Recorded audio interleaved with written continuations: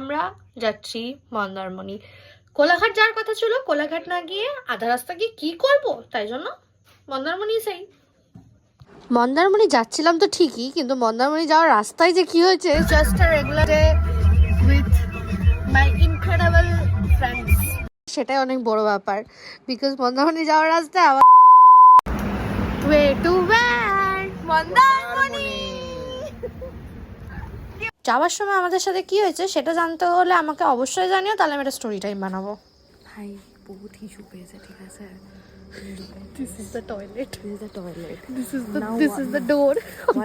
এত সুন্দর টয়লেট পেলে কি কেউ টয়লেটটা করবে না। যাই হোক, আমার সুন্দর বন্ধু সুন্দর টয়লেট করে বেরিয়ে এসে ডাব খাচ্ছিল।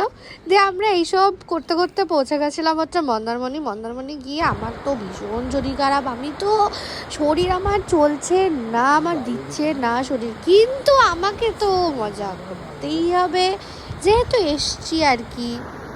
Last year December I came here, I started the year here and I'm ending the year here. Maybe some other time I will also go to Bali and all, but this is my Bali for now guys, cause I'm broke. তারপরে আমরা পুলে নামার জন্য ready হয়ে চলে গেলাম। পুলে যেতে পারিনি, আমি কোথাও যেতে পারিনি, আমি ঘুমিয়ে কাটিয়েছি।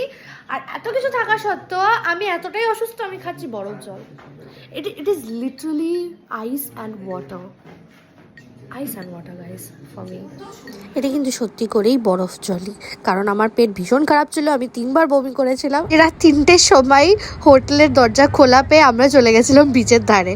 আর তারপরে তো সকাল হয়ে গেল, সকালবেলা সানরাইজ দেখে আমরা আবার বেরিয়ে পড়লাম কলকাতার উদ্দেশ্যে। কলকাতায় যাওয়ার সময় আমরা পেয়েছিলাম এই যে ফলের দোকান। তারপরে আমরা ঢুকে গেছি Kolkata, back to Kolkata guys.